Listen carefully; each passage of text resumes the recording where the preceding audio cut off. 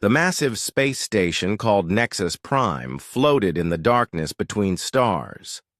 Ships from 12 different worlds docked at its ports. Inside the main council chamber, representatives from across the galaxy gathered for an important meeting. Today, the newest species would join their group. Today, they would meet the humans. Ambassador Tamin walked through the long hallway toward the chamber doors. His black suit looked simple compared to the colorful robes and armor worn by other delegates.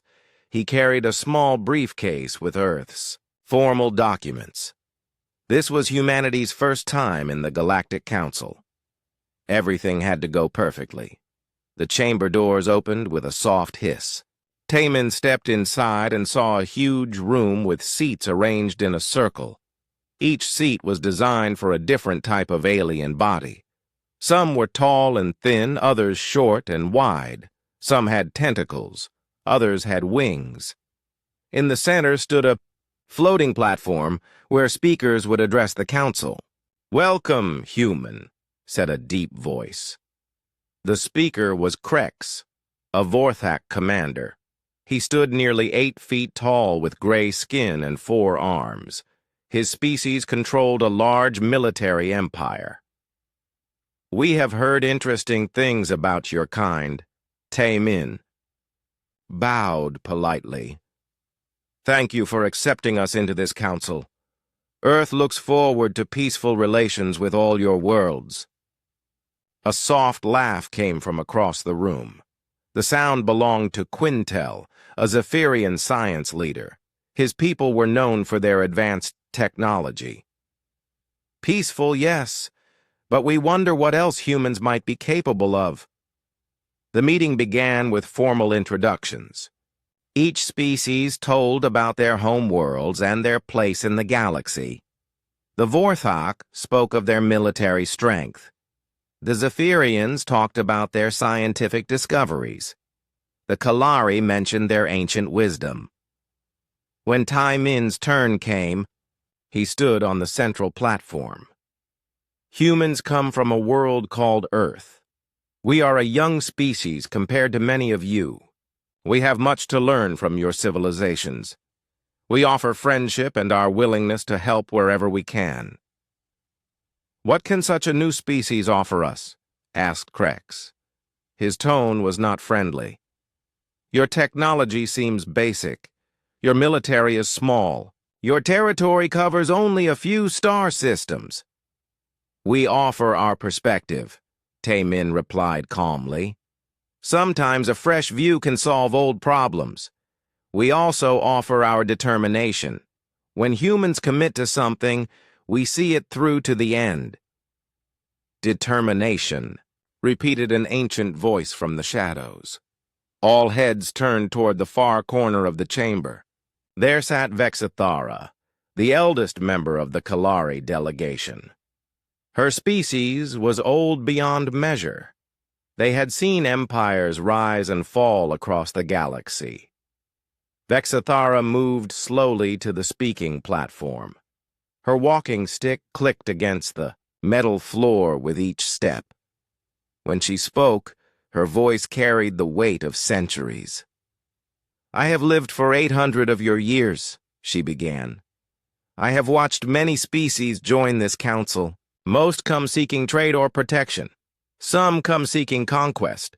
But humans—" She paused and looked directly at Tamin. "Humans are different." The chamber fell silent. Even Krex stopped his quiet grumbling to listen. "My people have studied Earth from a distance," Vexithara continued. "We have watched how humans hunt. On your world, you are not the strongest or the fastest creatures, yet you became the dominant species. Do you know why?" Tamin thought carefully before answering. "Because we work together. Because we adapt. Because we don't give up." "Exactly," Vexithara nodded. "You are persistence hunters. When you cannot catch prey today, you follow it tomorrow, and the next day, and the day after that. You follow until either you succeed or you die trying. Krex laughed loudly. The Old One speaks in riddles. What does human hunting have to do with galactic politics? Vexthara turned her ancient eyes toward the Vorthak commander. Everything, young warrior. I have seen what happens when humans are threatened. I have seen what they do when their families are taken or their homes are destroyed. And what is that? Krex asked with amusement. They hunt, Vexithara said simply. They hunt with a patience that outlasts stars. They hunt with a determination that crosses galaxies.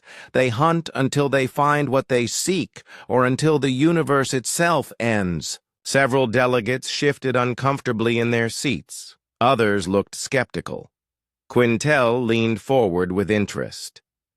You speak as if you have witnessed this, the Zephyrian said. Not personally, Vexithara admitted, but my people keep long records.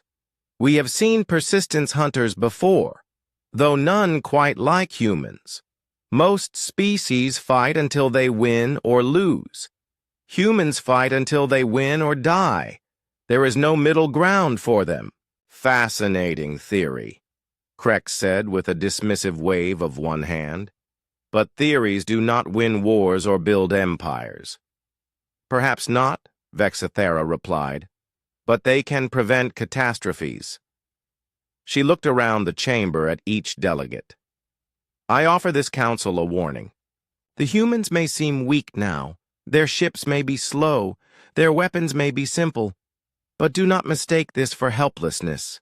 She pointed her walking stick toward Tae-Min. This species will surprise you. When threatened, they become something beyond your experience. They do not seek glory or conquest. They seek only to protect what they love, and they will pursue that goal across any distance, through any danger, for any length of time. Is this true, human? Asked another delegate, a insect-like creature from the hive worlds. Tae-Min considered the question seriously. My people do care deeply about protecting each other. We have a saying on Earth, we leave no one behind. If someone threatens our families or our homes, yes, we will do whatever it takes to stop them. Whatever it takes, Vexthara repeated softly. Remember those words, honored delegates. Remember them well. Krex stood up from his seat. With respect to the ancient Kalari, I find these warnings unnecessary. The Vorthak Empire has dealt with countless species. We know how to handle potential threats. Do you? Vexithara asked. Tell me, Commander Krex, what do you do when an enemy refuses to surrender? When they refuse to flee? When they keep coming no matter how many times you defeat them? We destroy them completely, Krex answered, without hesitation. And if you cannot? If they scatter to the winds only to return again and again? If they follow you to the edge of space itself? Krex had no immediate answer. The chamber remained quiet for several long moments.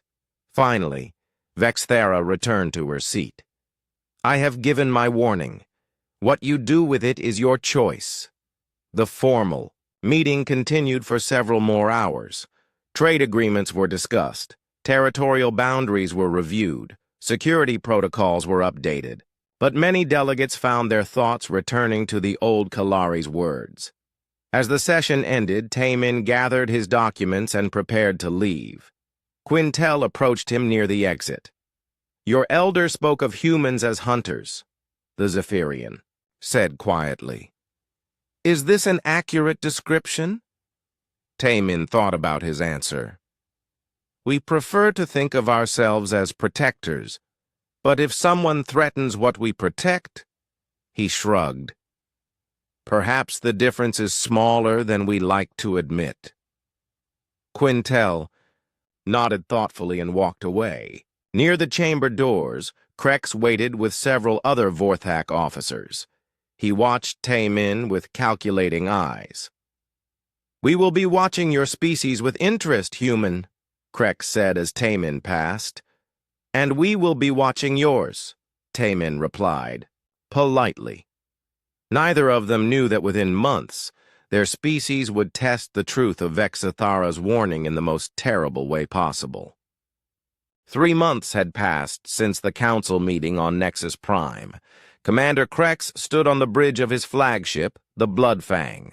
Around him, holographic displays showed the positions of his raiding fleet, 15 heavy cruisers and twice as many smaller attack ships moved through space in perfect formation. "Target confirmed, Commander," reported his navigation officer. The human colony world designated New Busan.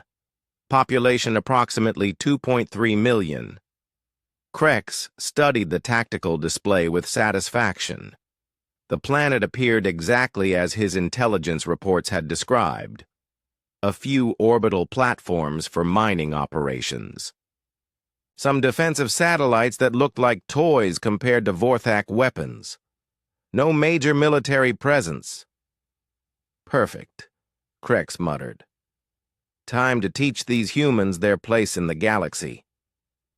On the surface of New Busan, Jinwoo Park was finishing his shift at the titanium mine.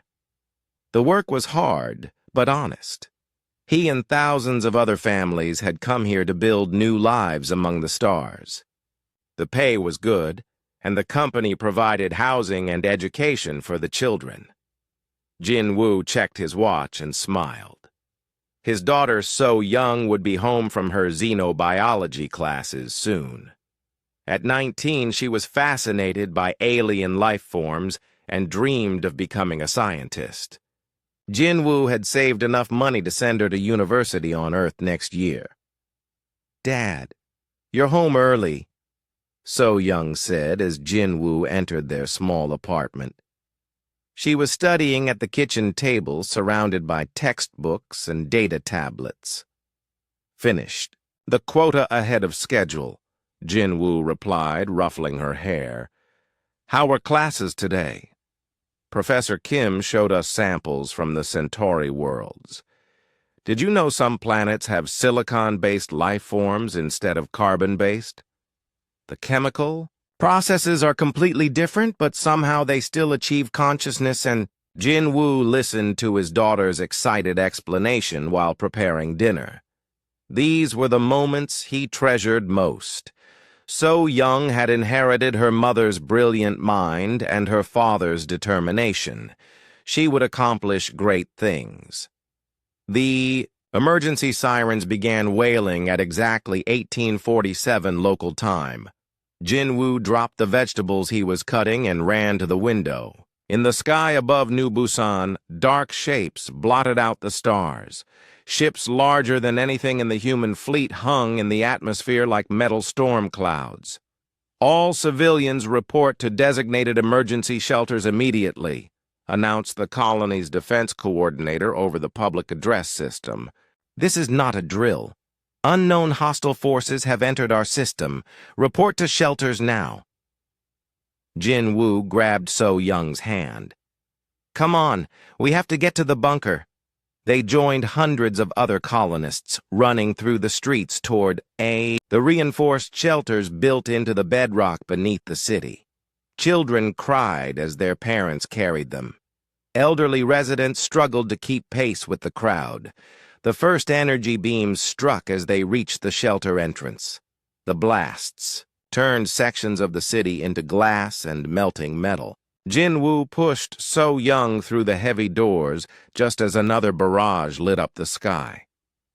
Inside the shelter, nearly 1,000 people pressed together in the reinforced chambers. Emergency lighting cast everything in a red glow. The walls shook. With each impact above, "Dad, what's happening?" So Young whispered. "I don't know," Jinwoo admitted, "but we're safe here. These shelters can withstand anything." He was wrong.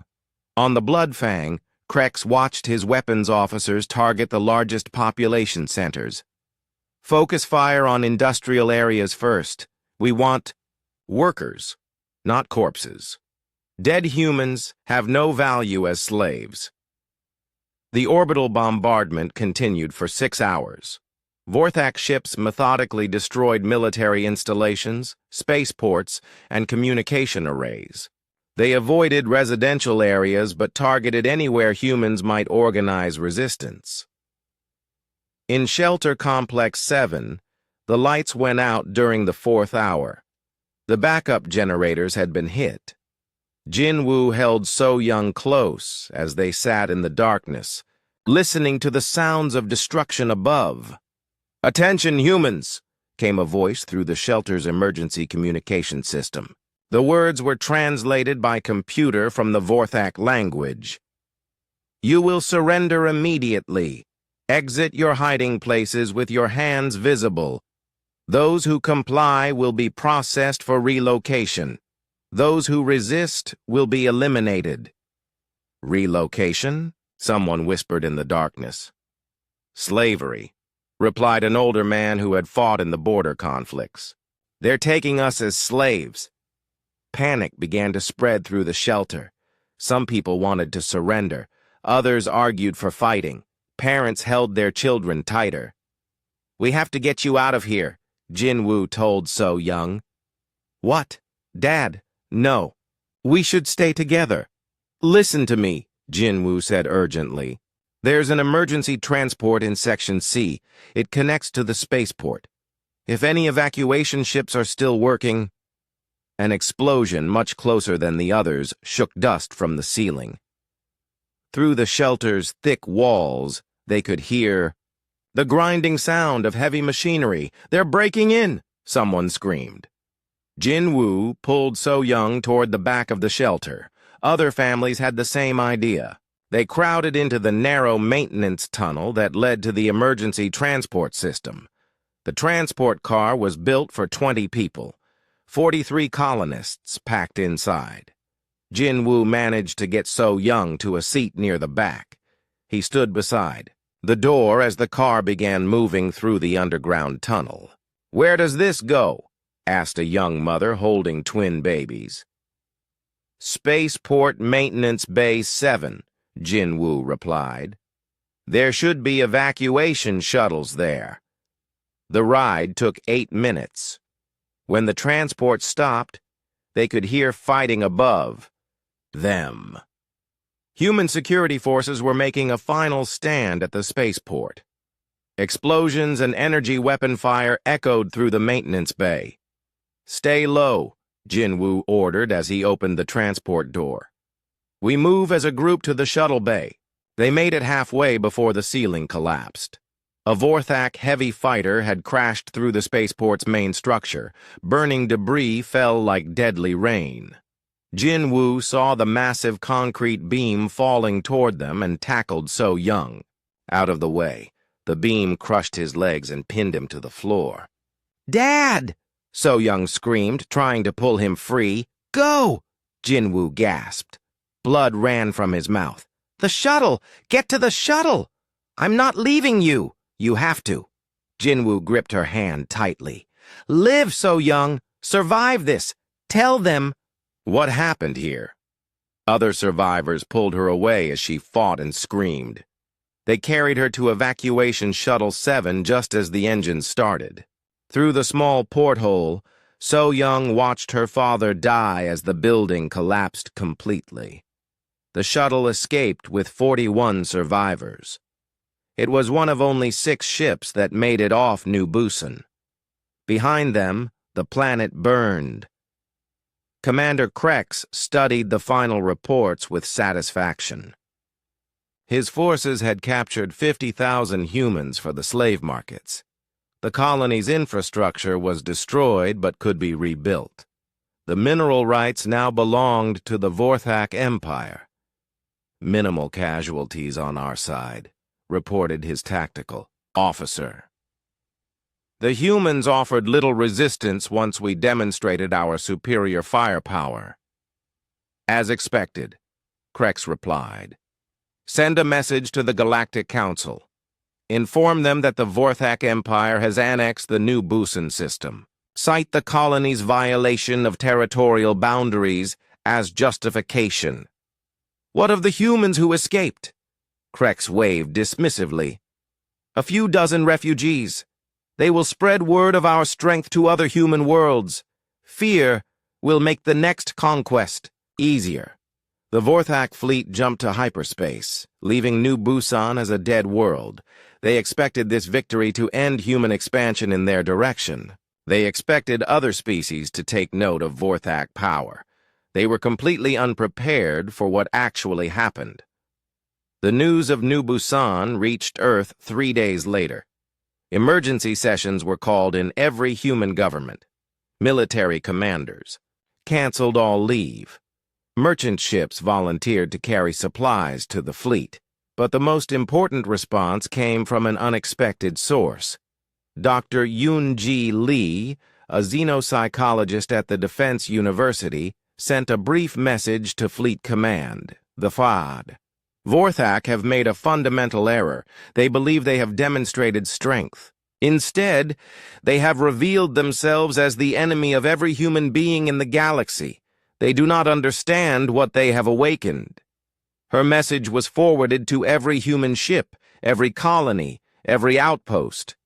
Within hours, the largest mobilization in human history had begun. 50,000 humans had been taken from their homes. One man named Jin-Woo Park had died protecting his daughter.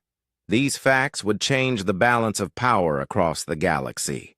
The Vorthak had started something they could not finish. They had awakened something they could not control. They had made the humans angry. Captain Hyun-Soo Kim was reviewing fleet maintenance reports when the emergency transmission reached his ship. The Indomitable was 3 days out from the Kepler station, conducting routine patrol duties in the outer territories. Hyun-Soo had served in the Human Defense Force for 15 years. He had seen border skirmishes and pirate raids, but nothing had prepared him for the message that appeared on his command screen. New Busan colony under attack. Population 2.3 million. Hostile alien fleet confirmed. Request immediate assistance. Hyun-Soo read the message 3 times before its meaning fully registered. An alien species had attacked a human colony. Not a military outpost or a research station, but a civilian colony full of families and children. Communications. Get me. Fleet command immediately, he ordered. Navigation. Plot a course for New Busan. Maximum speed.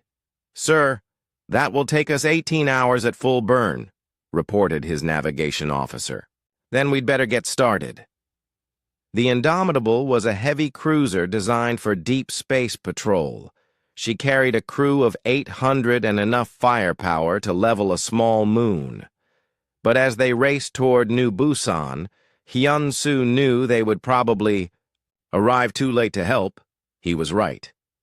By the time his ship dropped out of hyperspace near the colony world, the attack was over. New Busan hung in space like a broken toy. Sections of the planet's surface still glowed from orbital bombardment. Debris from destroyed defense platforms drifted through the system. Scanning for survivors, reported Lieutenant J. Wan at the sensor station. Detecting 6 small craft on escape trajectories. No other signs of life on the surface. Bring those survivors aboard immediately, Hyun-Soo ordered, and get me a full tactical analysis of what happened here.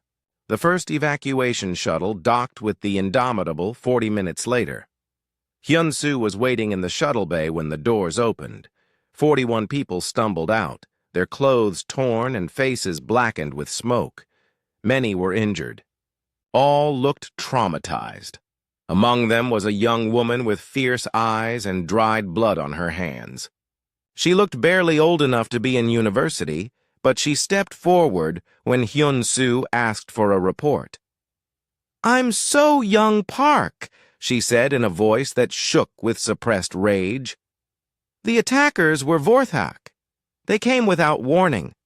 They killed anyone who resisted and took 50,000 people as slaves." "Slaves?" Hyun-Soo repeated.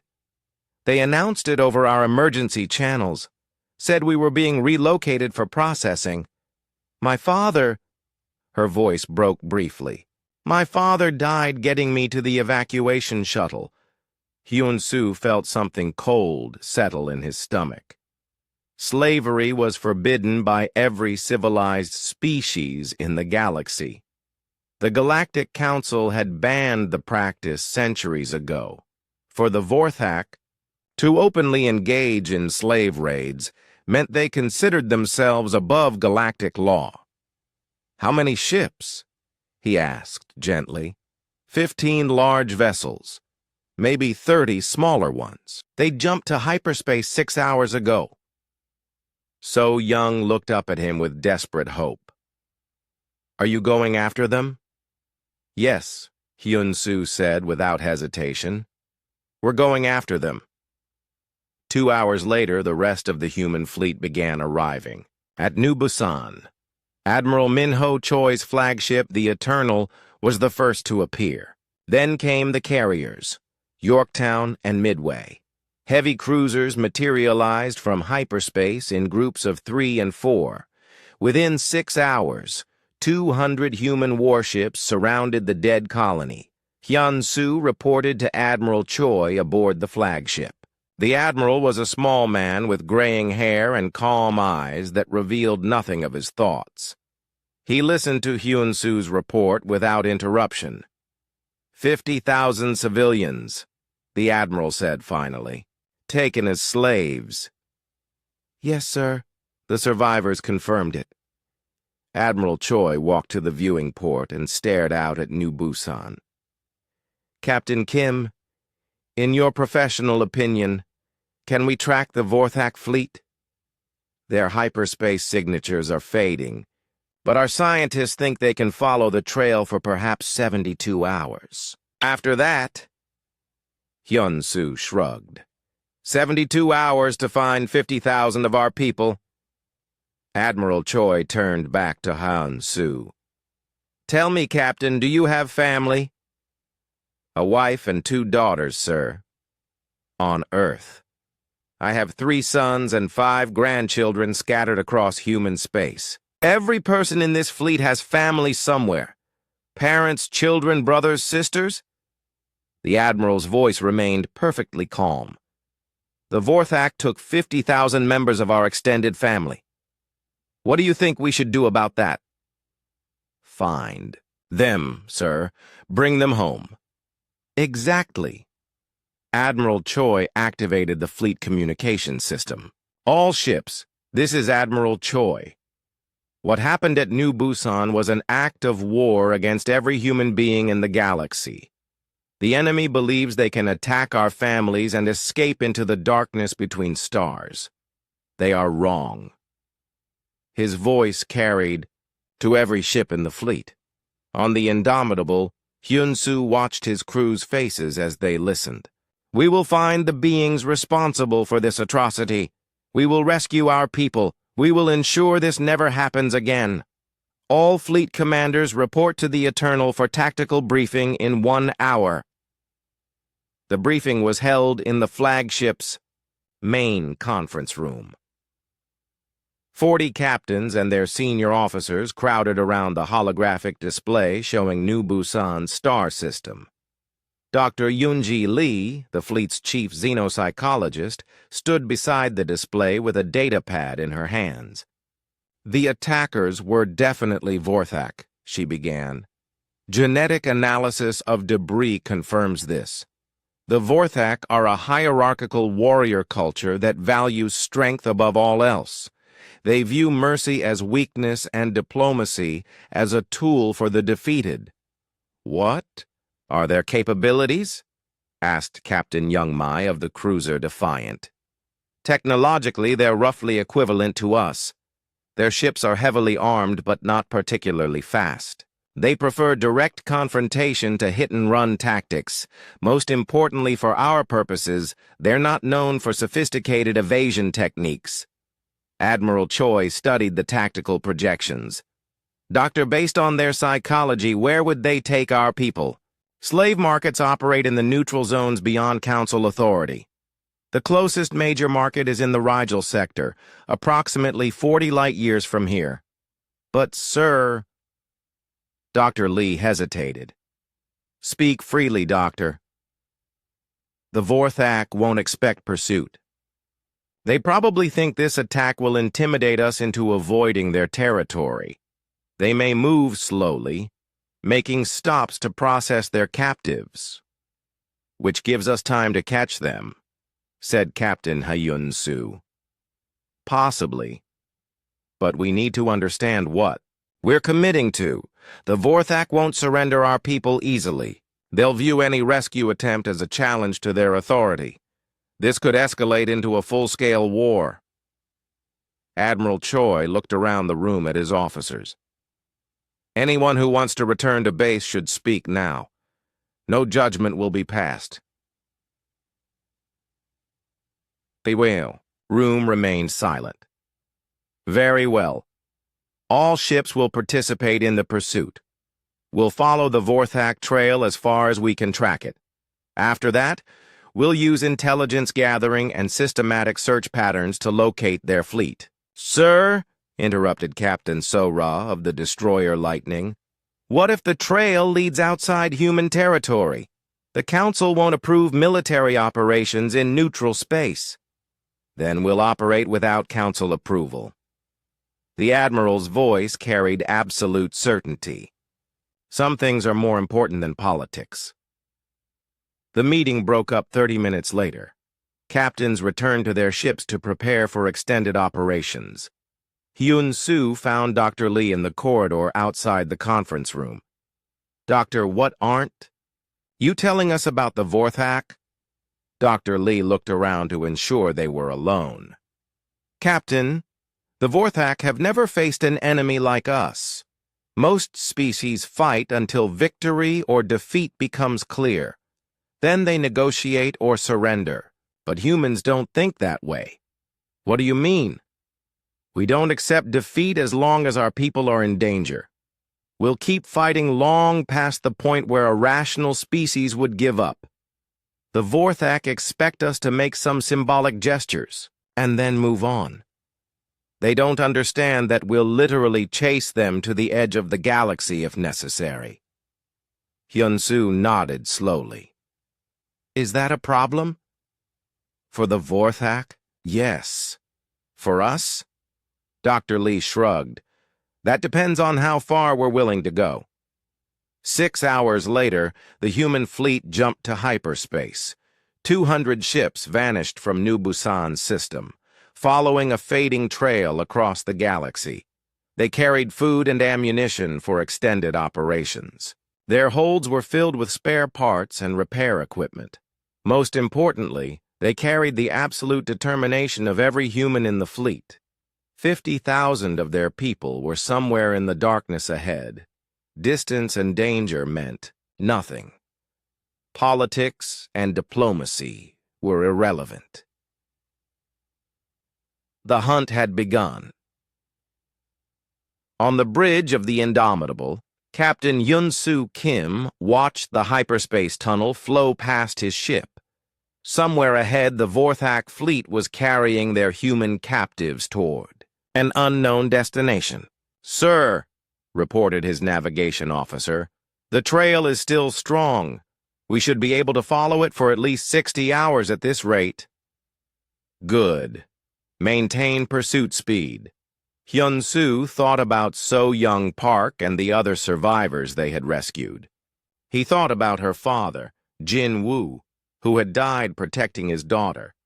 He thought about 50,000 innocent people torn from their homes and families. The Vorthak had made a terrible mistake. They had attacked the wrong species.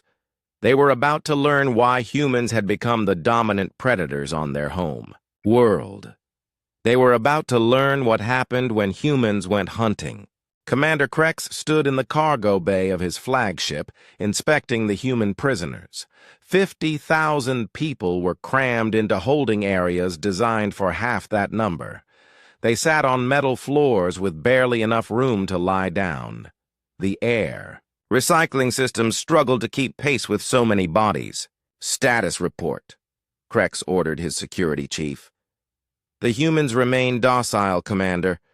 We've identified their leaders and separated them from the general population.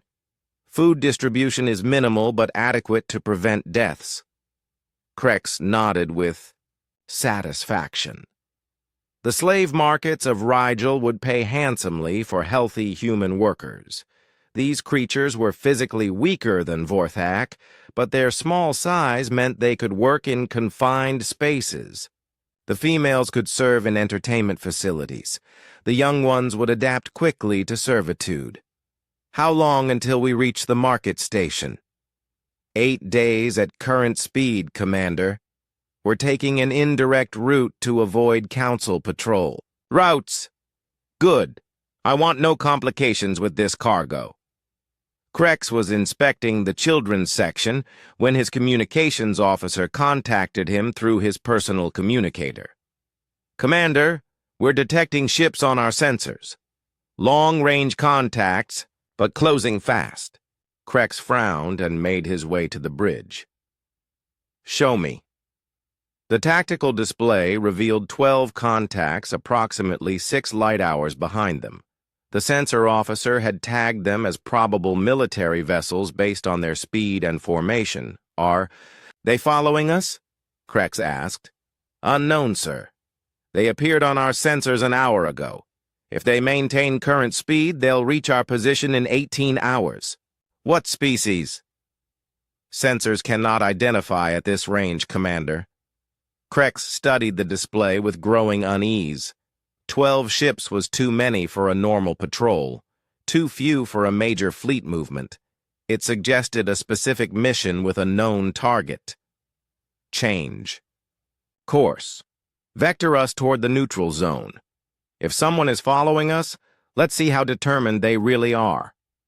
The Vorthak fleet altered course and increased speed. Behind them, the pursuing ships matched the course change perfectly.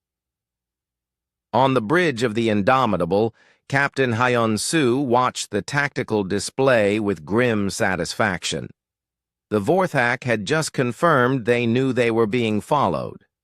More importantly, they had revealed their position by changing course. Signal the fleet, he ordered. Target has altered heading, maintaining pursuit. Lieutenant Young-suk at the sensor station looked up from her console. Sir, I'm reading hyperspace distortion patterns ahead of us. The enemy fleet is larger than we initially estimated.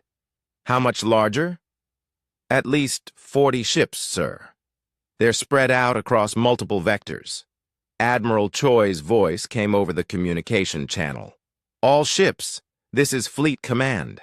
Long-range sensors confirm a significant enemy force ahead. They've split into multiple groups, probably hoping to confuse our tracking. Hyun-Soo wasn't surprised. The Vorthak were following standard military doctrine for evasion. Divide your force. Take multiple routes. Make it harder for pursuers to follow all groups simultaneously. Admiral, this is Captain Kim. Request permission to split our force as well. We can maintain pursuit of all groups if we divide into squadron-sized units. Negative, Captain. We stay together. If they want to split up, that's their mistake. We'll follow the largest group. Dr. Yunji Lee's voice joined the conversation from the flagship. Admiral, the Vorthak psychology profile suggests they're confused by our response. Most species would have given up by now or opened diplomatic channels to negotiate prisoner exchange. And we haven't done either, Admiral Choi replied. Good. Let them stay confused. The pursuit continued for another day. The human fleet maintained a steady distance behind the largest Vorthak group, neither closing rapidly nor falling back. It was the patience of experienced hunters who knew their prey was running out of options. Commander Krex was no longer satisfied with his situation. His fleet had been running for 36 hours, and the pursuit ships showed no signs of giving up. Worse, intelligence reports from other Vorthak groups indicated they were also being followed by different human squadrons. How many human ships are there? He demanded. Our estimates suggest at least 200 vessels, Commander, possibly more. 200? Krex's voice rose in disbelief. For a single raid on an unimportant colony? His tactical officer pulled up star charts on the main display. Sir, the humans have mobilized a significant portion of their fleet. This is not a normal rescue operation. What is it then? Unknown, sir.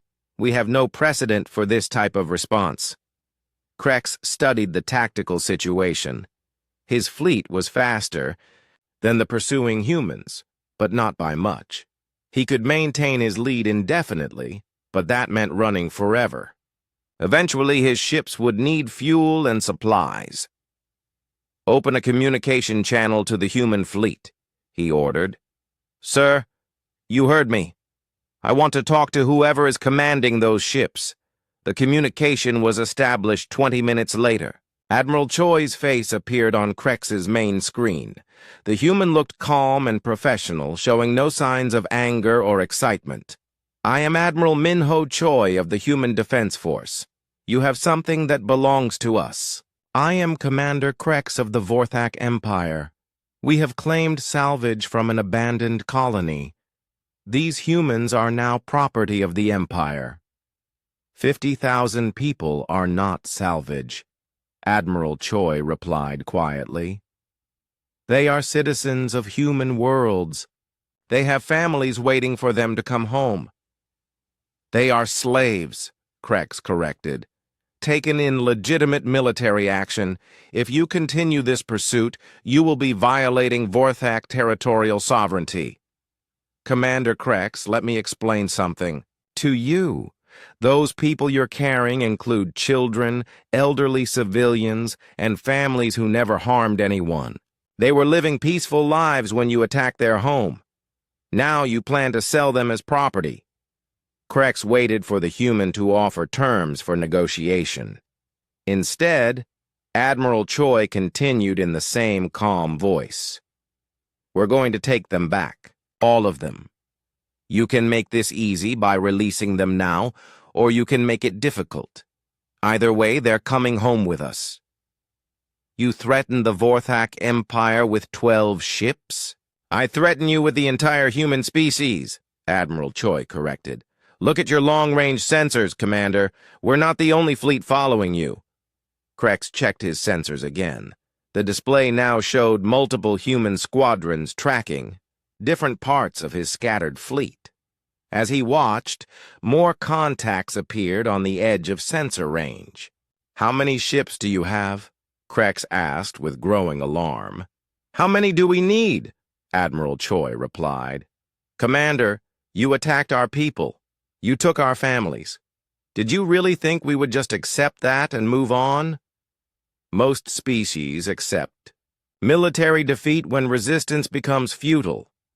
We're not most species. Admiral Choi leaned forward slightly. Here's what's going to happen.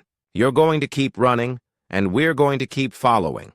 Eventually, you'll run out of fuel or supplies or safe harbors. When that happens, we'll board your ships and take our people back. The Galactic Council will never approve military action in neutral space.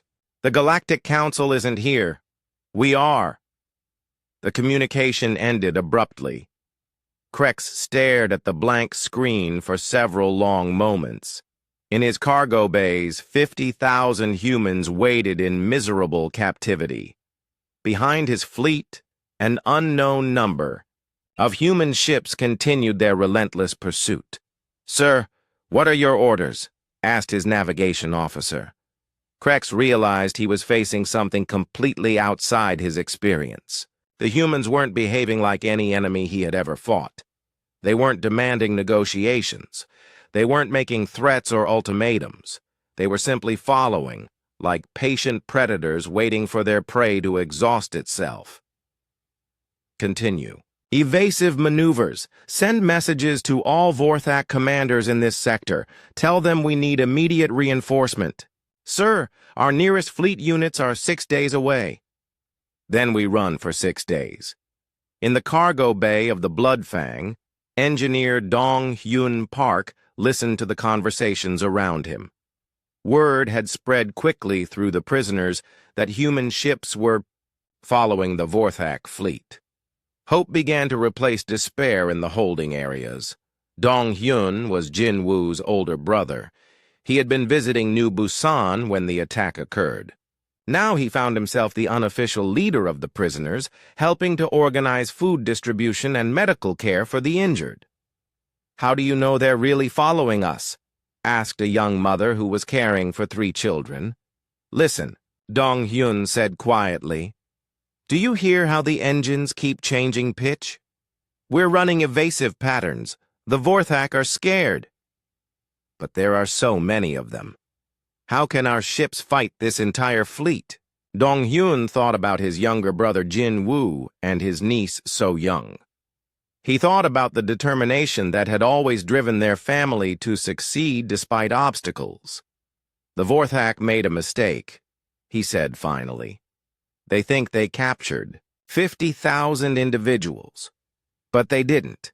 They captured 50,000 members of the human family. And humans don't abandon family. Ever." Around him, other prisoners nodded in agreement. Children who had been crying for days began to smile. Adults who had given up hope started planning for their return home. In the darkness of space, the hunt continued. Human ships followed. 6 months had passed since the attack on New Busan.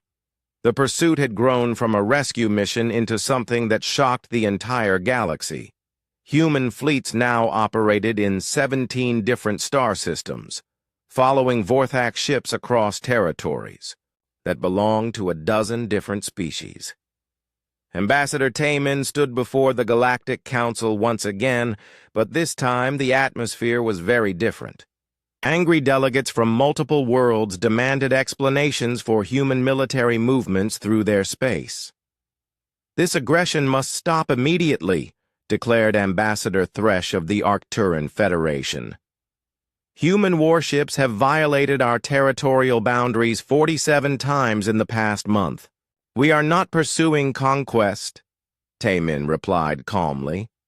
"We are pursuing criminals who attacked our colony and enslaved our people." "Your pursuit has lasted 6 months," shouted the delegate from the Centauri Trade Union. "You have disrupted commerce across 3 sectors. When does this madness end?"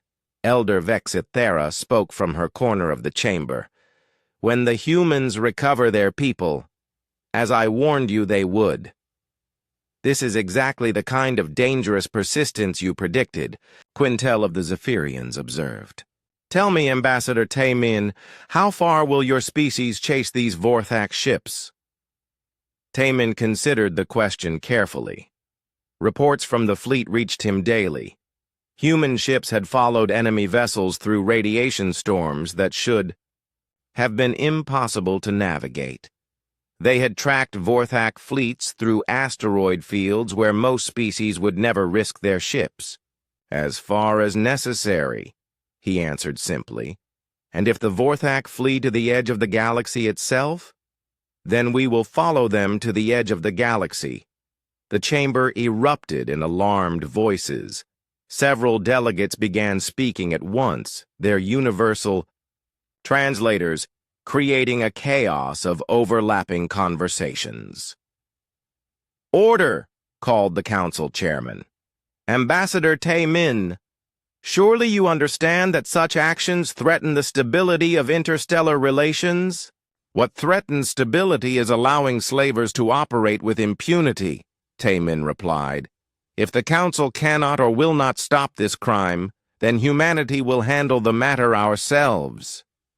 In the deep space region known as the Dead Zones, Commander Krex studied his tactical display with growing desperation. His original fleet of 45 ships had been reduced to 31 through mechanical failures and fuel shortages. The constant running had pushed his vessels beyond their design limits. "Sir, we're approaching the Maelstrom Nebula," reported his navigation officer. "The radiation levels there should mask our signatures from pursuit." Krex nodded grimly. "The Maelstrom was a region of space where normal sensors became useless and navigation was nearly impossible. Ships that entered rarely came out intact. But it was better than the alternative. All ships, prepare for nebula entry, maintain minimum power to avoid detection. Behind him, his communications officer looked up from her station. Commander, we're receiving reports from other fleet elements. The humans are still following them as well. How many human ships are there now? Conservative estimates suggest over 500 vessels actively participating in pursuit operations. Krex felt something cold in his stomach. 500 ships represented a significant portion of humanity's entire fleet. They were treating this rescue mission like a full-scale war. Any word from command about reinforcements? Yes, sir. Admiral Vorth's battle group is en route, but they won't reach us for another week. A week. Krex had to keep his fleet intact. For 7 more days while running from an enemy that seemed to have unlimited patience and resources. The Vorthak ships entered the Maelstrom Nebula carefully. The space around them turned into a swirling mass of charged particles and electromagnetic storms. Sensor range dropped to practically nothing. Navigation became a matter of careful calculation and intuition. Perfect, Krex muttered. Let the humans try to track us through this. In the cargo bays of his ships, the human prisoners had organized themselves into a functioning community despite the horrible conditions. Donghyun Park had become their unofficial leader, coordinating food, distribution, and medical care with the help of several doctors who had been captured. How much longer do you think they can run? Asked Dr. Sunmi Kim, a physician who had been visiting New Busan when the attack occurred. Not much longer, Donghyun replied quietly. Look around you. Their ship systems are failing. The air recycling is running at half capacity. The gravity generators keep fluctuating. He was right. The constant flight had damaged Vorthak ships in ways their crews couldn't repair while running. Emergency lighting had replaced normal illumination in many sections. Food distribution had become irregular as their supply systems broke down. But what if the human fleet can't follow us into this nebula? Dr. Kim asked. Donghyun smiled grimly. Then they'll find another way. Trust me, they're not giving up. He was right about that too. Lieutenant So Young Park stood on the bridge of Set's, the scout ship Perseverance, studying sensor readings that made no sense to anyone else in the fleet. Over the past 6 months, she had become the Human Defense Force's expert on Vorthak technology and tactics. Her personal motivation was obvious to everyone who knew her story. Captain, I'm detecting energy residue consistent with Vorthak engine. Signatures? She reported to Captain Wu Jin of the Perseverance. In that radiation storm, how is that possible? The Vorthak use a different type of drive system than we do. Their energy signature has a specific quantum resonance that remains detectable even in high radiation environments. Captain Wu Jin looked at the swirling mass of the Maelstrom Nebula on his main screen. No sane commander would take a ship into that chaos. The radiation alone would kill anyone not protected by heavy shielding. Lieutenant, are you saying we can track them through the nebula? Yes, sir. But we'll need to modify our sensor arrays and upgrade our radiation shielding. The engineering teams can do it, but it will take time. How much time? 12 hours, sir. Captain Wu Jin opened a channel to Admiral Choi on the flagship. Admiral, Lieutenant Park believes she can track the enemy through the nebula. She needs 12 hours to modify our ships. Do it, Admiral Choi replied immediately. All ships will hold position and implement Lieutenant Park's modifications. Across the human fleet, engineering teams worked around the clock to upgrade their ships. They replaced standard sensor arrays with experimental quantum detection systems. They installed additional radiation shielding designed for stellar observation. Missions. They modified navigation computers to handle the unique conditions inside the nebula. Other alien species watched these preparations with amazement. The humans were preparing to follow their enemies into a region of space that was considered impassable by most civilizations. "They're actually going in there," observed Captain Zenth of a Regelian merchant vessel that had been monitoring the situation from a safe distance. "Impossible," replied his science officer. "No ship can navigate the maelstrom safely. Tell that to them." 14 hours later, the human fleet entered the Maelstrom Nebula in a single coordinated movement. 200 ships disappeared into the swirling chaos of charged particles and electromagnetic storms. Inside the nebula, navigation became an art form. Pilots relied on instruments that barely functioned in the radiation environment. Engineers constantly adjusted shield frequencies to protect their crews.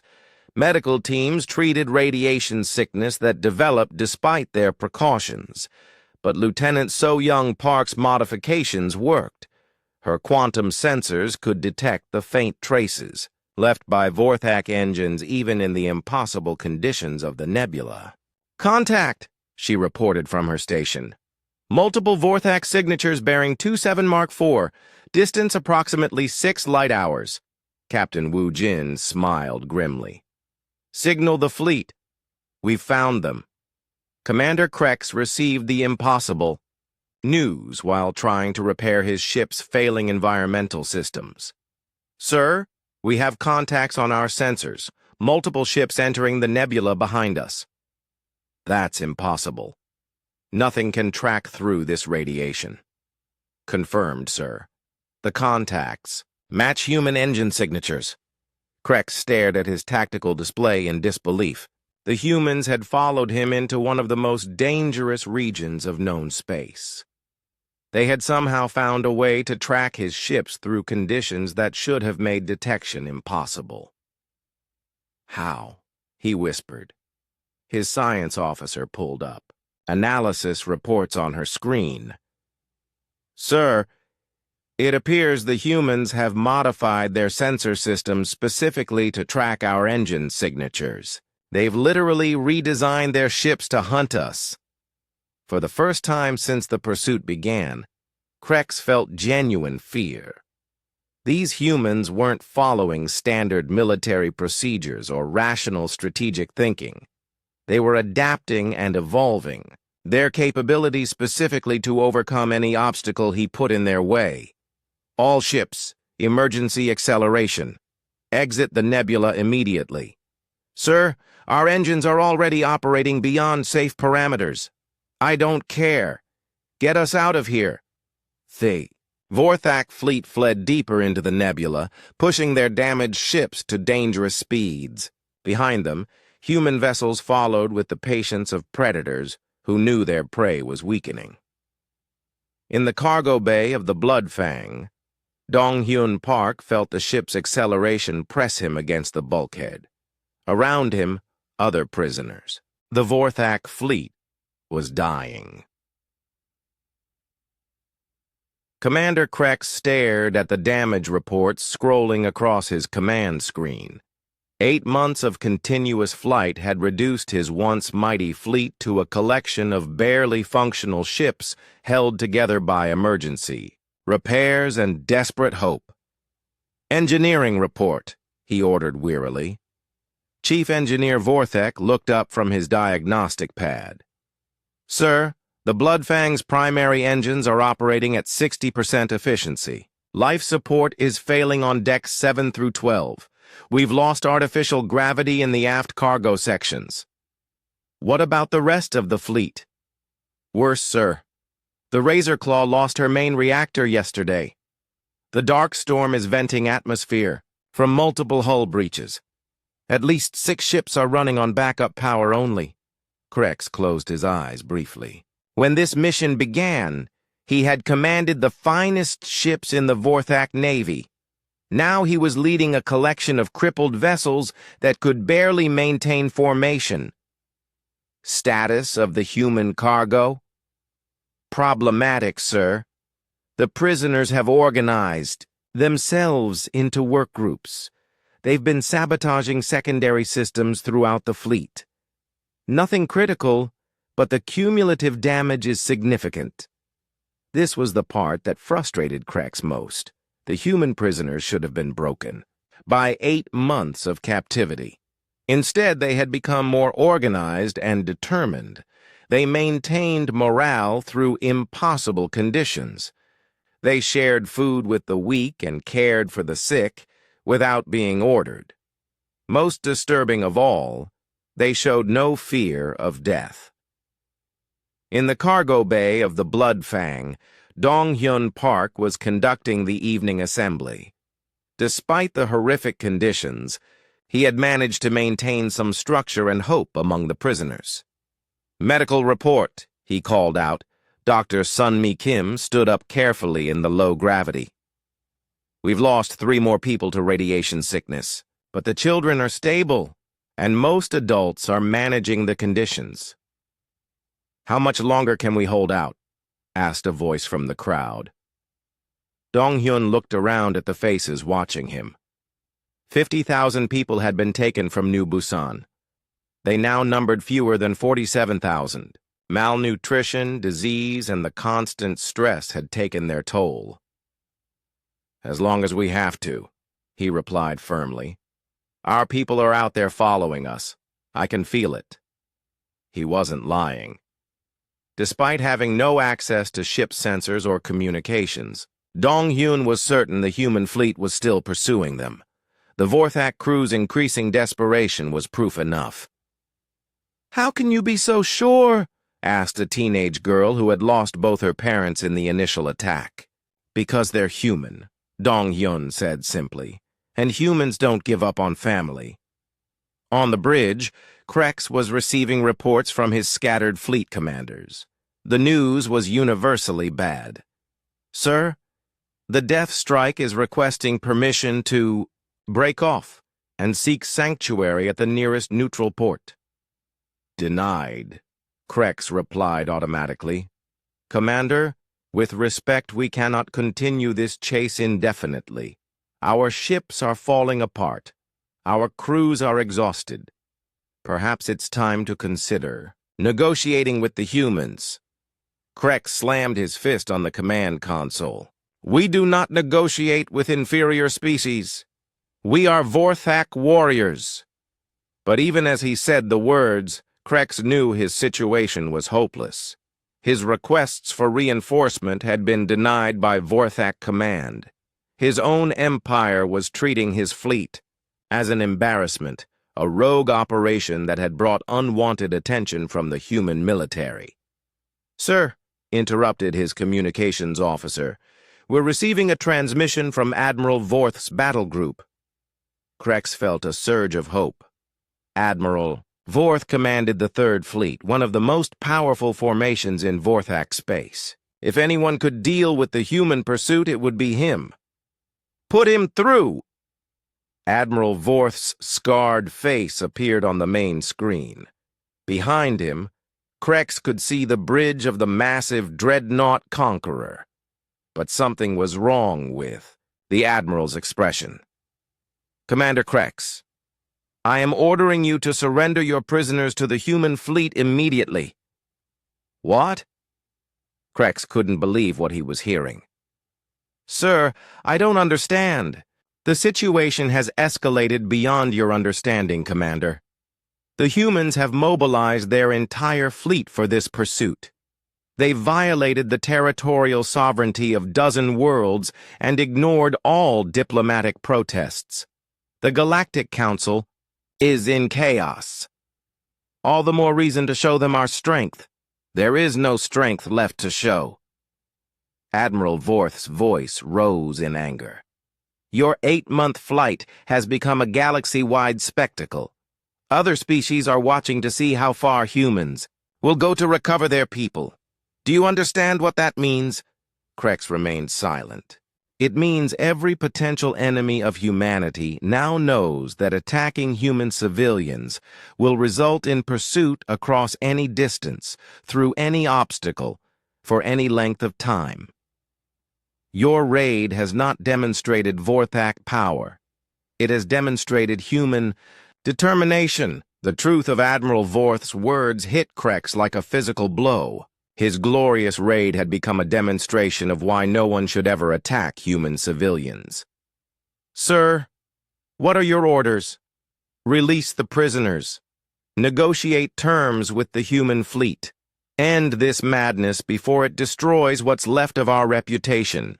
And, if I refuse, Admiral Vorth's expression grew cold. Then you will be disavowed by the Empire and treated as a rogue commander operating outside legitimate authority. The humans will destroy you, and we will not intervene. The transmission ended, leaving Krex alone with his failing fleet and his impossible situation. 3 hours later, Captain Sujin Yoon received an unprecedented sensor reading. Her task force had been tracking a Vorthak supply convoy through the outer territories when something extraordinary happened. Captain, we're detecting a massive energy signature dropping out of hyperspace, reported her sensor officer. Configuration matches Vorthak fleet elements, but the quantum signature is wrong. Wrong how? Sir, it appears to be a real-time tracking system. They're following hyperspace trails that are less than an hour old. Captain Sujin felt her heart. Rate increase. The ability to track ships through hyperspace in real time had been theoretical until now. If the humans had actually developed such technology, signal Admiral Choi immediately. Priority 1 transmission. The implications were staggering. Real-time hyperspace tracking meant no ship could escape pursuit by jumping to light speed. Any vessel could be followed anywhere in the galaxy within hours of its departure. Admiral Choi received the report aboard the Eternal while coordinating with 17 different task forces scattered across known space. The pursuit of the Vorthak fleet had grown into the largest military operation in human history. Confirmed real-time tracking capability? He asked Dr. Yoonji Lee. Yes, sir. Our teams have been working on this technology since the pursuit began. Necessity really is the mother of invention. Admiral Choi studied the tactical display showing human fleet positions across multiple sectors. Doctor, what does this mean for our strategic situation? It means we've just gained a decisive advantage over any enemy that relies on mobility for protection. No one can run from us anymore. And what does it mean for the Vorthak? Dr. Lee smiled grimly. It means their nightmare just got much worse. Word of the human breakthrough spread through the galactic intelligence networks within hours. Species that had been watching the extended chase suddenly realized its implications. The humans hadn't just been pursuing one enemy fleet. They had been field testing technology that would change the balance of power across the galaxy. On the bridge of the Bloodfang, Commander Krex received the news with a sense of inevitability. His communications officer had intercepted transmissions about the human technological breakthrough. Sir, if the humans can track ships in real time through hyperspace, then running is pointless, Krex finished. They'll follow us anywhere we go. He looked at his tactical display one final time. 31 damaged ships carrying the remnants of his once proud fleet.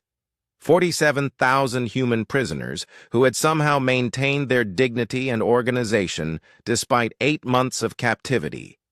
And somewhere behind them, closing steadily, a human fleet that had demonstrated they would literally chase their enemies to the edge of existence itself. Open a channel to the human fleet, Krex ordered quietly. Sir, you heard me. It's time to end this. In the cargo bay, Donghyun Park felt the ship's engines change pitch. The constant acceleration that had characterized their flight for 8 months was finally decreasing. Something's happening, Dr. Kim observed. Yes, Dong-hyun agreed, smiling for the first time in months. We're going home.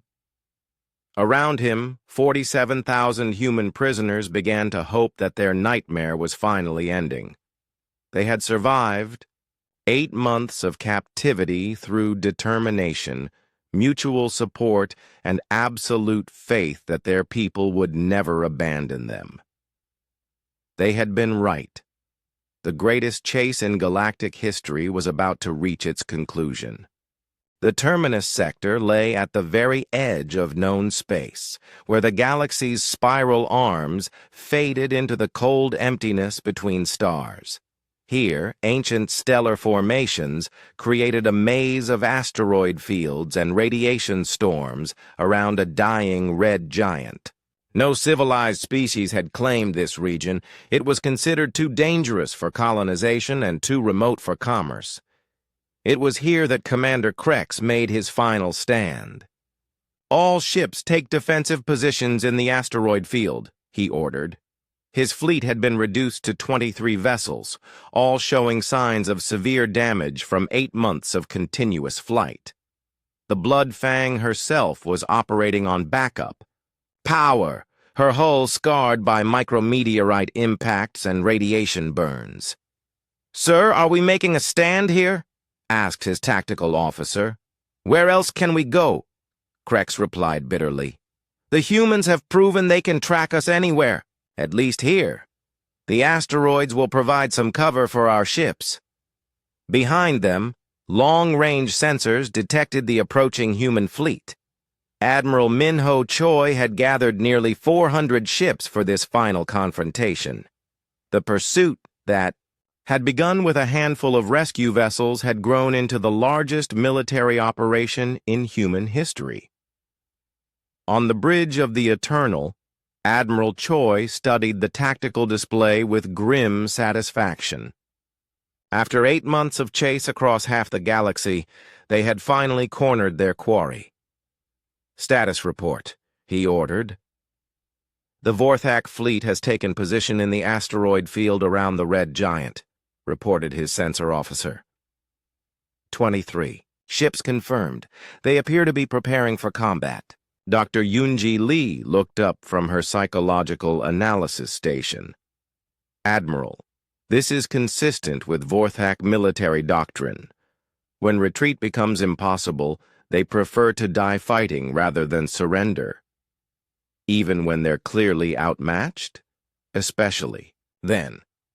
Their culture views surrender as the ultimate dishonor." Admiral Choi nodded thoughtfully. He had no desire for unnecessary bloodshed, but 47,000 human prisoners were still aboard those Vorthak ships. Every tactical decision had to prioritize their safety. Open a channel to the enemy fleet. Commander Krex's face appeared on the main screen moments later. The Vorthak commander looked exhausted and defiant.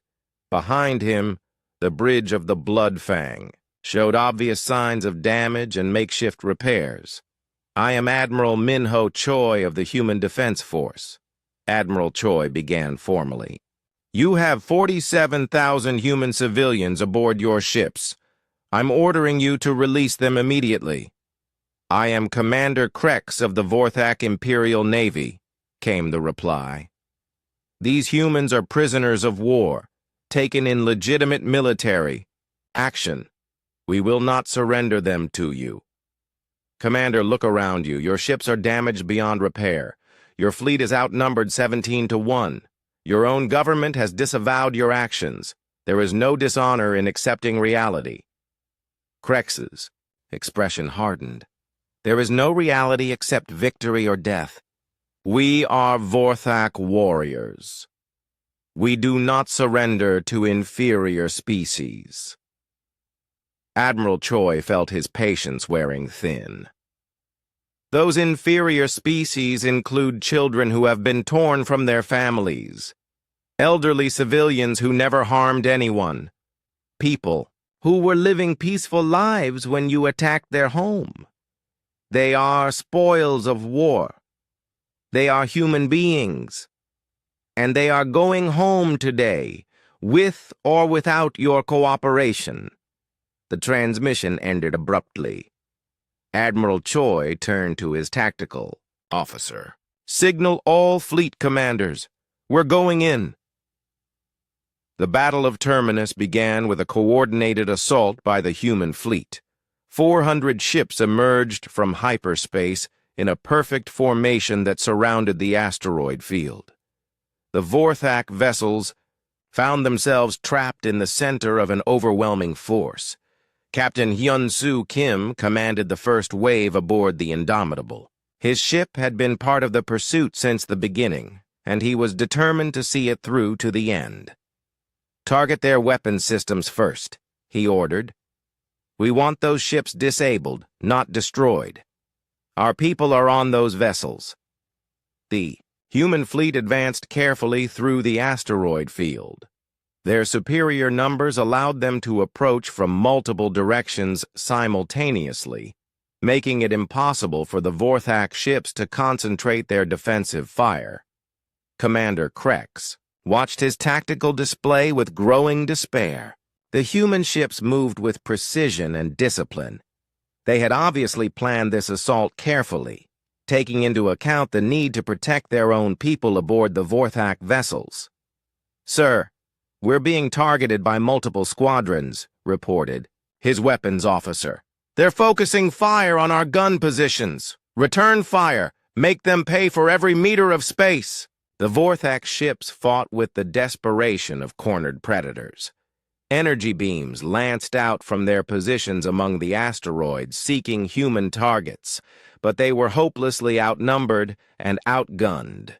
Lieutenant So-Young Park stood at her station aboard the scout ship Perseverance, analyzing the enemy fleet's formation. Over the past 8 months, she had become the human fleet's foremost expert on Vorthak tactics and technology.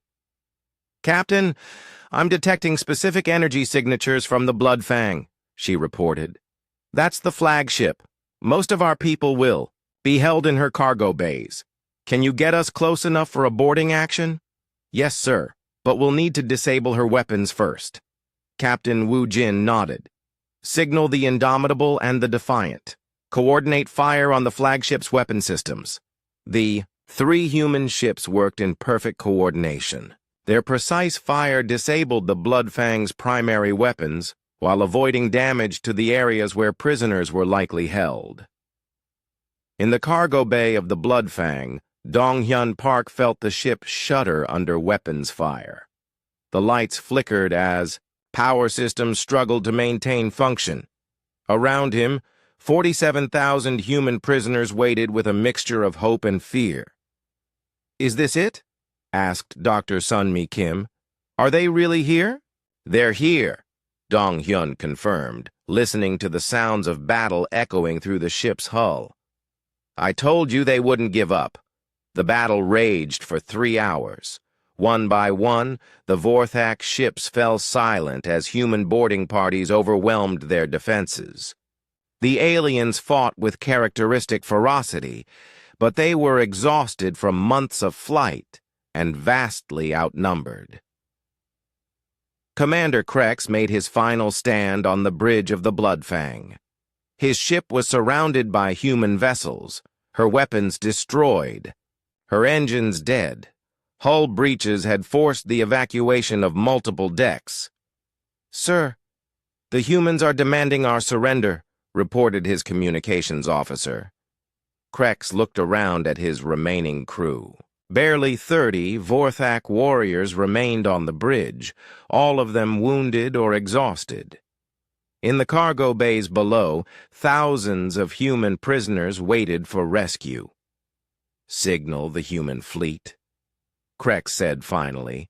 Admiral Choi's face appeared on the main screen. "Are you prepared to surrender, Commander?" "I am prepared to die as a Vorthak warrior." "That's not necessary. Your crew can be repatriated to Vorthak space. This conflict can end with honor for everyone involved." Krex studied the human admiral's face. There was no cruelty there, no desire for vengeance. Only determination and a weary desire to complete the mission. Why? Krex asked suddenly. Why did you chase us across the galaxy for a handful of slaves? Because they're not slaves, Admiral Choi replied simply. They're our people. They're part of our family. And humans don't abandon family. For the first time in 8 months, Krex began to understand what he had truly awakened when he attacked New Busan. He had not captured 50,000 individuals. He had attacked 50,000 members of a species that would cross any distance and face any danger to protect its own. What guarantees do I have for my crew's safety? Krex asked. My word as an officer and the honor of the Human Defense Force. Krex looked around his ruined bridge one final time. His grand raid had become an 8-month nightmare that demonstrated human determination to the entire galaxy. His reputation was destroyed. His career was over. His empire had disavowed him. But his crew was still alive, and the human admiral was offering them safe passage home. I surrender my ships and my remaining. Crew to your custody, Krex said formally. The rescue operation began immediately. Human medical teams boarded the Vorthak vessels to treat injured prisoners. Engineering crews worked to stabilize life support systems. Military police secured the Vorthak crew members and prepared them for repatriation. Donghyun Park was among the first prisoners to be evacuated from the Bloodfang. As he stepped aboard the human rescue ship, he was greeted by Captain Young Mi of the cruiser Defiant. Welcome home, she said simply. Dong-hyun looked around at the clean corridors and functioning systems of the human ship. After 8 months in Vorthak captivity, it seemed impossible that he was finally free. Is my niece safe? He asked. So Young Park? She was a student on New Busan. She's safe, Captain Youngmi assured him. In fact, she's been part of the pursuit fleet. She helped develop the tracking technology that led us to you. Tears ran down Dong-hyun's face as he realized that Jinwoo's daughter had been among those hunting for him across the galaxy. The evacuation continued for 12 hours. 47,000 human prisoners were transferred to rescue ships, given medical attention and prepared for the journey home. Many were in poor health after 8 months of captivity, but all were alive and would recover. 6 months after the Battle of Terminus, the galaxy had changed. Ambassador Taemin walked through the corridors of Nexus Prime toward the Galactic Council chambers. But this time he was not alone. Representatives from 12 different species requested private meetings before the formal session. Trade delegations offered new partnerships. Military attachés sought cooperation agreements. The Great Pursuit, as it had become known throughout the galaxy, had transformed humanity from a minor newcomer to a major power almost overnight. The council chamber was packed when Taemin entered. Every member species had sent their highest-ranking diplomats. The gallery was filled with observers from dozens of worlds. This was no ordinary session. Elder Vexithara spoke first, her ancient voice carrying clearly through the chamber. 10 months ago, I warned this council about the nature of humanity. I spoke of persistence hunters who would follow their prey across any distance. Many of you dismissed my words as the rambling of an old being. She paused and looked around the chamber. I trust there are no skeptics remaining. Murmurs of agreement rippled through the assembled delegates. The evidence was undeniable. Human ships had pursued their enemies across 17 star systems, through radiation storms that destroyed other vessels, into regions of space considered impassable. The humans demonstrated something unprecedented, continued Quintel of the Zephyrians. They developed new technology in real time during their pursuit: adaptive tracking systems, enhanced radiation shielding, real-time hyperspace navigation. They literally evolved their capabilities to overcome every obstacle their enemies put in their way. Ambassador Tae-min stood to address the council. Honored delegates, humanity did not seek this conflict. We responded to an unprovoked attack on our civilians. We pursued the criminals responsible and rescued our people. Nothing more, nothing less. Nothing more. The speaker was Ambassador Thresh of the Arcturan Federation. Your fleets violated the territorial sovereignty of dozen worlds. You ignored diplomatic protests and legal injunctions. You turned the pursuit of a single enemy fleet into the largest military operation in recent galactic history. We brought our people home, Taemin replied simply. Every species in this chamber would have done the same. Would they? Asked Vexithara quietly. Most species accept losses when the cost of recovery becomes too high. Most governments weigh the political consequences of extended military action. Most civilizations recognize when pursuit becomes futile. And yet humans did none of these things, observed the delegate from the Hive worlds. You pursued your enemies with absolute determination, regardless of cost, distance, or diplomatic consequences. Taemin nodded. Because some things are more important than politics or convenience. The lives of our people, the safety of our families, these are not negotiable. The formal vote was unanimous. The Galactic Council officially recognized humanity's actions as justified under the emergency rescue provisions of galactic law. More importantly, they established new precedents for rescue operations across territorial boundaries. But the real changes were happening outside the council chambers. The Vorthak Empire had entered into a formal non-aggression pact with humanity. The terms were simple. No Vorthak ship would approach human territory, and no Vorthak force would threaten human civilians anywhere in the galaxy. Similar agreements were being negotiated with a dozen other potentially hostile species. The message was clear.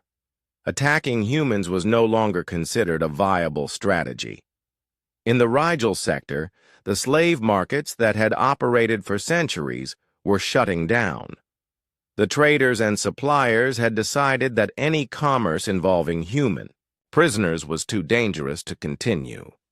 Dr. Yunji Lee, now Director of Interspecies Relations at the Human Defense University, was studying these developments from her office on Earth. Her wall displayed a star map showing the current positions of human ships throughout the galaxy. A soft chime indicated an incoming message. The face of Captain Hyun-Soo Kim appeared on her screen. Director Lee, I wanted to thank you for your analysis during the pursuit. Your insights into Vorthak psychology were crucial to our success. How are you adjusting to your new position, Captain? Hyun-Soo had been promoted to Admiral and given command of the new Deep Space Pursuit Division. It's challenging. We're developing doctrine for extended chase operations. Apparently, other species are very interested in learning our techniques. I'm not surprised. What you accomplished during the Great Pursuit will be studied for generations. What we accomplished, Hyun-Soo corrected. This was a team effort from start to finish. After the call ended, Dr. Lee returned to her analysis reports. The psychological impact of the Great Pursuit was still rippling through galactic civilization. Species that had never considered humans a threat were now treating them with cautious respect. But the most important changes were happening on human worlds themselves. On New Busan, reconstruction was nearly complete. The colony that had been destroyed by Vorthak raiders, was being rebuilt as a symbol of human resilience. Among the construction crews was a familiar face. Donghyun Park stood in the main square where he had once run toward emergency shelters with his brother and niece. The new buildings were stronger than before, designed to withstand orbital bombardment. The defensive systems were state-of-the-art, operated by crews who had learned from the attack. "Uncle Donghyun!" He turned to see So Young running toward him across the square. She wore the uniform of a Human Defense Force lieutenant, with new insignia indicating her assignment to the Pursuit Division. "So Young! I heard about your promotion. Your father would be so proud." "He'd be proud of both of us," she replied, hugging him tightly. "We survived. We came home. We rebuilt." They stood together in the square where Jin Woo had died protecting his daughter. Around them, the sounds of construction and renewal filled the air. New families were arriving on New Busan every day, confident that such an attack would never happen again. "Have you heard the news from the Galactic Defense Database?" So Young asked. "What news?" She pulled out her datapad and showed him an official document. "It's a new entry in the threat assessment files. Listen to this." She read aloud.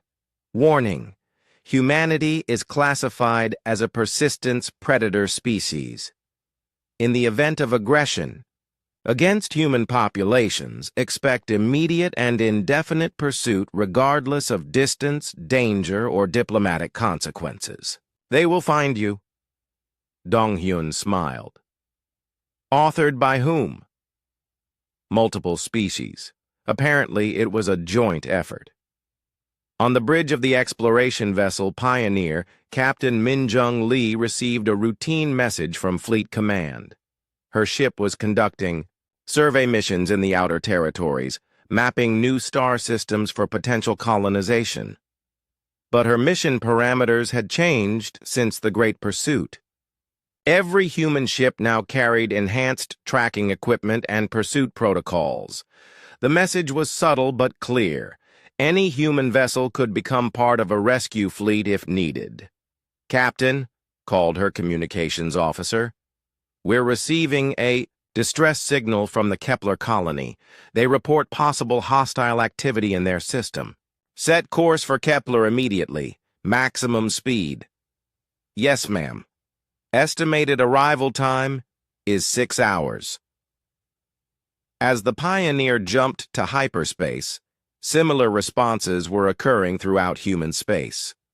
The network of ships, colonies, and outposts that had been built for exploration and commerce could become a galaxy-spanning tracking system within hours of any threat to human civilians. The lesson of the Great Pursuit had been learned. Humans would pursue their enemies across any distance, through any obstacle, for any length of time. Back in her office, Dr. Yoon-ji Lee kept a simple motto on her wall, translated into 17 alien languages. "We don't leave our people behind." It had become more than a motto. It had become a promise that echoed across the galaxy, a warning to anyone who might threaten human civilians, and a comfort to every human living among the stars. The Great Pursuit was over, but its legacy would endure for generations. Humanity had established itself not through conquest or intimidation, but through the simple demonstration that they would never abandon their own. Elder Vexathara had been right from the beginning.